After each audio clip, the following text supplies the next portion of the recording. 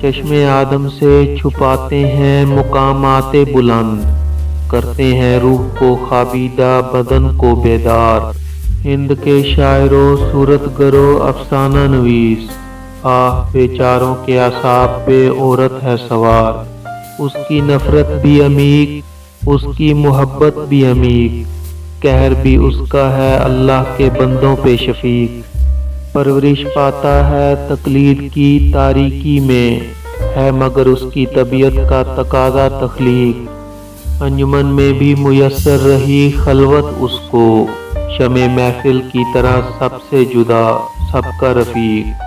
مثل خورشید سحر فکر کی تابانی میں، بعد میں سادہ و آزادہ معانی میں دقیق۔ اس کا انداز نظر اپنے زمانے سے جدا، اس کے احوال سے محرم نہیں پیران تاریخ۔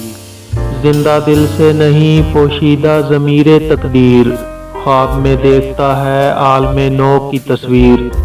اور جب بانگے اذاں کرتی ہے بیدار اسے، کرتا ہے خواب میں دیکھی ہوئی دنیا تعمیر۔ بدن اس تازہ جہاں کا ہے اسی کی کف خواب، روح اس تازہ جہاں کی ہے اسی کی تکبیر۔ ہر چند کے ایجاد معانی ہے خدا داد، کوشش سے کہاں مرد ہنرمند ہے آزاد۔ خون رگے معمار کی گرمی سے ہے تعمیر، میں خانہ حافظ ہو کہ بت خانہ بہزاد۔ بے محنت پہم کوئی جوہر نہیں کھلتا، روشن شرر تیشہ سے ہے خانہ فرہاد۔ وہ نغمہ سردیے خون غزل سرا کی دلیل، کہ جس کو سن کے تیرا چہرہ تابناک نہیں۔ نوا کو کرتا ہے موج نفس سے زہر آلود، وہ نئے نواز کے جس کا ضمیر پاک نہیں۔